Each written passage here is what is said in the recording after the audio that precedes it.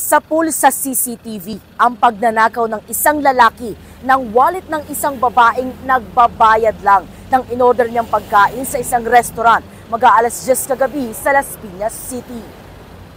Kita ang babaeng naglapag ng kanyang bag sa mesa. Kumuha siya ng pera sa wallet at saka nagbayad sa counter. Ilang saglit pa, isang lalaki ang pumasok na para bang uupo at biglang kinuha ang wallet ng babae sa bag.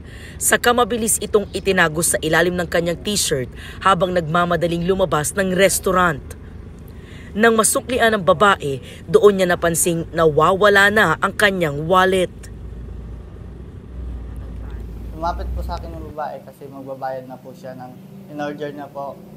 Pagkatapos po niyang magbayad sa akin at nasuklian ko na po siya, inano ko na po yung order niya.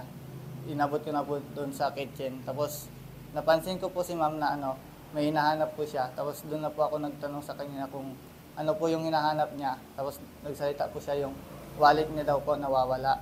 Kaya nag-ano rin po siya sa salita na kung pwede po i-review po yung CCTV. According to the complainant ma'am, nasa around 2K din ang mga personal IDs yung laman po ng wallet niya. Agad kami nag-follow up kasamang kapulisan.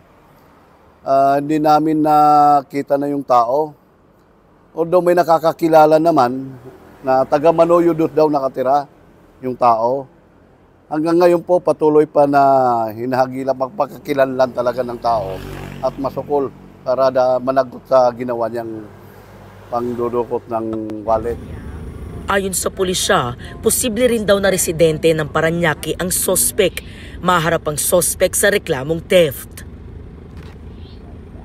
Ito po si EJ Gomez para sa GMA Integrated News.